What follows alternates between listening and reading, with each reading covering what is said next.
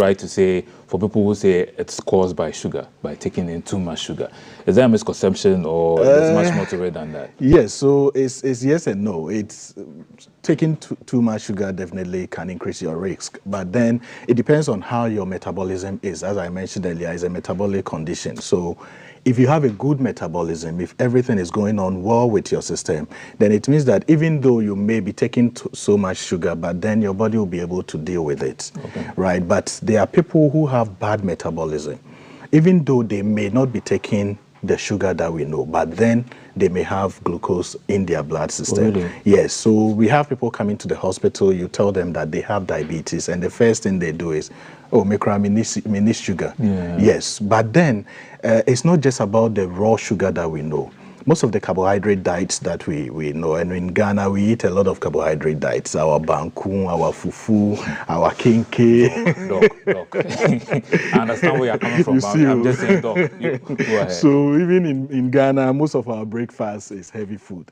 People eat wache and all that for breakfast. And, Kinke and everything. it's not bad, but it depends on how your body is able to utilize it. So if there is a problem in your system, then it means that your body wouldn't be able to utilize it. So it's not just about eating the raw sugar. There are other things too that could cause people to get diabetes, even from the normal foods that we eat. Yeah, and the time that we eat and the quantities that we eat plays a major role. Wait, the time that we eat too plays a... Yeah. You know what? Before we delve into the causes, what else? Either you mentioned the person has no energy, so they are weak, they are fatigued. It's like they don't have they have loss of energy and everything.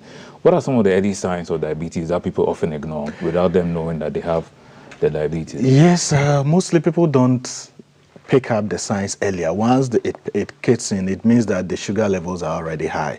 That's why we always say that we need to be checking ourselves to make sure that if there's any changes, we can pick it up early to deal with it. But the major thing that people say is frequent urination. And as I always say, frequent urination is relative. So if I'm someone who don't wake up at all to urinate at night, and I start experiencing one or twice waking up to urinate, that might be my frequent urination. But for someone who is always getting up to urinate in the night, let's say 2 or 3 times in the night, but now notice that the frequency has increased to about 4 or 5 times, then that could be frequent urination for that person. Yes, so the frequent urination is relative, as I said, and that's not the only sign for diabetes. It can mean other things. When people have prostate condition, especially the men, they may have frequent urination. When people have infections, be it UTI, be it STI, they may have frequent urination. When you take too much water, you could have frequent urination. Yeah, because you need to get it out of your system. When the weather is cold, you may have frequent urination. So for some people, the frequent urination they are experiencing might not be a condition, a sign for a condition, but then it could be their body just getting rid of excess water in their body. But most people with diabetes experience the frequent urination, and it happens because once there is so much sugar in your blood system, it means that your kidneys will have to filter it. And when your kidneys are filtering the sugar, because there's so much, some will drip in the kidney. We have a place called the loop of Henle and all that. That is where reabsorption of water takes place. So when there is so much sugar, because of osmosis, it rather pulls water from your system to add on to the urine. So the urine that you'll be producing will be so much. The urine will increase in volume, and once it increases in volume, it means that you wake up frequent times to urinate. And once you are urinating frequently, it means that your body too will be dehydrated. So there will be the trigger for you to take in so much water. So people with diabetes tend to drink so much water. So you are drinking so much water, you're urinating so much. So people might not really pick it up because they will tend to believe that it's the quantity of water that they are taking in that is causing them to urinate. But then there may be something going on. Maybe you are losing so much water. That's why you are drinking in so much. Yeah, so those are some of the signs that people see. Another key thing that people may notice is weight loss. Oh, okay. Yes, so once the body is not able to utilize the food that you've eaten for energy, it means that it will have to fall on fat. You know, there is a system in the body that glucose is the main source of energy for the body. So once the glucose is not getting into the cells for the cells to use it, it will be as if you are not eating. That's how the body will notice. It will be as if you are in a fasting state. So now the fat that has been stored in the body is the second source of energy. So now the fat will be converted to energy for you to use, because on a daily, you need energy to do everything, even thinking. Even if you are not exercising and you are thinking, you need energy. Even if you are just sitting there quiet. Yes, you still need energy for and the body will find a way to get that energy. Yeah. So if it's not getting it from the glucose, it falls onto the next source of energy source, and which is the fat. So the fat in your body will now have to break down into energy for the body. So you'll be you grow lean because of the fat that the body is using, and the end result of the fat too is what we call the ketone. So people with diabetes may end up with something that we call ketoacidosis. So there will be so much ketones in their body and all that because of this process that happens. Yes, and apart from the weight loss too, you will be eating a lot because the body is not getting the energy. You are losing weight, yes, and you are eating a lot, and yet you are not gaining the weight. Yes. Wow. So because the body is not getting the energy, it will be as if you are hungry, but though you've eaten. Yeah. So you've eaten all right, but then it's not getting the energy that it needs. So there'll be that trigger in your body to consume more food. So you'll be eating a lot, but you'll still be losing weight, and the sugar will be building up in your blood. So the food you are eating, instead of it to go into your cells, it's not going there. It will be building up in your blood system. Yeah. So the food is not going anywhere. It's just within your blood system. Just circulating there. Yes, within the blood system. And the body too now is falling on a different source of energy, which is the fat. So though you are eating, you are drinking, you'll be growing lean and all that. Yeah. So these are some of the signs that people will see. And then, as I mentioned earlier, you start having fatigue because it will be as if there's no energy. Yeah. So fatigue is dizziness, headache, and all those things. Those also comes with it. But I heard something once where someone described a situation like back in the day when they used to diagnose diabetes. Somebody, for instance, you're a man and you urinate outside and you see ants gathering around. Like that means you have. Does that still stand? Yes, it stands. It stands. But for now, there are more advanced ways of checking it. So, and people even sometimes taste their urine to see if there is sugar in. Okay. Yeah. So once there is so much sugar in your system, as I mentioned, it will drip in your urine. So once the urine should mostly be salty, but once it becomes sweet, once there is that sugar in it, and the ants are gathering around it because there is a presence of sugar there, so the ants will gather around your urine. Is it a reversible condition or is it a lifelong thing? It depends. There are some people who have what we call prediabetes. So for prediabetes, it can be reversed. So talking about the prediabetes, there are three main forms of diabetes. So we have the type 1 diabetes, we have the type 2 diabetes, and the gestational diabetes. Okay. So the prediabetes is just the initial stages. So at that time, the blood level, the sugar level hasn't really gone up, but then it's increasing. So that one, when you manage your diet, you change how your lifestyle is, it may be reversed completely. But when you hit the diabetes, then we may have to manage it. There are some people that may be able to go off it and all that, but it depends on so many factors. For the type 1 diabetes that I mentioned earlier, the type 1 is different from the pre-diabetes? Yes, type 1 is different from pre-diabetes. As I mentioned earlier, when you eat the food and it goes into your system, is the glucose in the food has to enter the cells. And there is something in your body called the insulin. It's a hormone. Okay. So it's produced by the pancreas. So the pancreas produces the hormone insulin. And when there is glucose in your blood, so when you eat any glucose food or any starchy foods, it converts into glucose in your blood. Once it's in the blood, it has to enter the cells. So for it to be able to enter the cells, it needs insulin to transport it or to help it to enter the cells. So there are people with type 1 diabetes in the sense that their body do not produce enough insulin, or they don't produce the insulin at all. So sometimes it could be an autoimmune condition fighting the pancreas. So the pancreas is what produces the insulin. So sometimes the body's immune system fights the pancreas.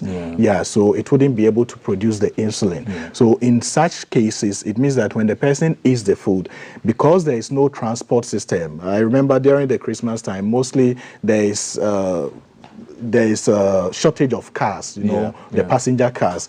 It's not there, and when there is no car there, you wouldn't be able to get to your destination. So the insulin is sort of like a vehicle to transport the glucose into the cells. So once the vehicle is not there, it means that it will be stuck at where it is. Yes. Or you have the vehicle and then it breaks down somewhere. You're not even at your destination. Yes. So for the type 1, the insulin is not there. But type 2, you have the insulin. But the cells is not recognizing the insulin. So so the type 2 works like a lock and key system. It's like you having a key, a normal key, and you want to open someone's car. It wouldn't be able to open. But it's your own body. It's your own lock and key. Yes. So sometimes there are changes. For every cell to open up, there is what we call the receptors. So the receptors on the cell aligns with another receptor, so that the cell will open up for whatever has to go in. The cell membrane, we call it semi-permeable, so it doesn't allow everything to go in. So for some specific thing to go into the cells, it needs that key to open up for those things to go in. And one of such things is the glucose. So glucose wouldn't be able to just enter the cells.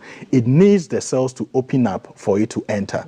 So when that sensitivity is not there, when the body loses that insulin sensitivity, it means that though the insulin will be there, the insulin will carry the glucose to the door of the cell.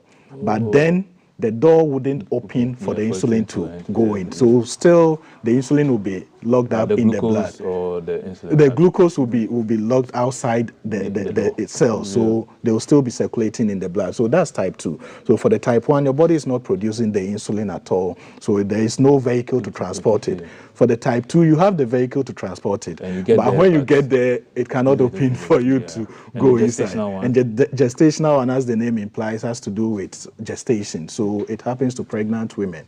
So most people, pregnancy has to do with hormones and all that. Diabetes too is a hormonal condition. So most people, when they get pregnant, there is that reduced insulin sensitivity. So it means that their body wouldn't be able to notice the insulin, so their sugar levels might rise. So for people with gestational diabetes, after giving birth, it's mostly corrected, but it predisposes you to getting type 2 diabetes. So if you've been having gestational diabetes, it means that there may be the risk of you getting gestational type 2 diabetes. We have a lot of people coming to the hospital, and because they had gestational diabetes, now they are battling with type 2 diabetes. So it's one of the things that predisposes people into getting type 2 diabetes. So, sorry, you want to say something? Yes, so type 1, the insulin one mostly has to do with young people. So sometimes we call it the juvenile onset. So type 1 mostly happens to young people. Like when you say young people, like how old? From young till, let's say, around age 20 there. Mostly for people that are young having diabetes, it's mostly type 1 diabetes. Type 2 diabetes is mostly adult onset. So for most people, most of the adults that have diabetes, most of them have the type 2 diabetes. And gestational is for the pregnant women. Yes. So it's like we've talked about the types, the symptoms and all that. So when it comes to treatment options, what would you advise? So for the treatment, it depends on the type that you're having. So if the body is not producing the insulin at all, it means that the medications that we are giving you have to contain insulin. So the medicine have to be able to produce the insulin, or cause the cells of the pancreas to produce the insulin. So it works in those ways. So if it's type 1 diabetes, there are some people that may have to inject artificial insulin. Okay. Yes, so there are people with diabetes who inject themselves with insulin because their pancreas may not be producing the insulin at all. And for type 2 diabetes, mostly we give medications that causes the cells to be sensitive to the insulin, because for the type 2 diabetes, the insulin is already there, but the cells are not sensitive to it. They don't recognize so, it. Yes, so the receptors on the cell sometimes behave in a certain way. So the medications are to correct those changes within the cells so that the cells will be able to recognize the insulin. So the management of diabetes really have to do with the type that you have and how to go about it. And also, lifestyle is a lifestyle condition. So dieting plays a major role. I always say that if you are taking the best diabetes medicine but your lifestyle is bad, it wouldn't really work. Is this the part where you say we should stop eating banku and fufu and all that? This is the part where I say we should limit the quantity of starchy foods that we take. Yeah, so for the banku, you know, people can eat big balls of banku and fufu and all that, yeah. But we need to limit it, you know, especially when you are eating it as dinner. You know, in Ghana, it's funny enough that we take our heavy foods in the evening when we are going to bed. Or in the morning when we are about to work. You see, it's better in the morning actually. Oh, it's better in the morning because you burn the energy. You need the energy for the work. Yeah. Yes, or mostly at lunchtime. Is okay around the lunchtime. But when you take it late, people close as late as 7, 8. They go home. They have to eat fufu. They have to eat banku. After eating 2 hours time, you are going to bed. So you wouldn't use the energy for anything. It will store in the body, and later on, as it accumulates, then it can cause some of these conditions. Yeah. So we need to limit the quantity of these starchy foods that we eat. Our rice, our yam, and all. Most of the diets in Ghana has to do with starch. So we need to balance it with vegetables. So if you are eating these starchy foods, you can reduce the quantity and take more of the vegetables to balance it in that way. Yeah. Our directors will telling us our time. Yes. Thank you so much. Yes, a quick one. On Saturday, MedMoses is having free prostate screening on all of our branches. Yeah. So okay. So we can go to your yes, hospitals please. worldwide. Thank you so much. All right. Dr.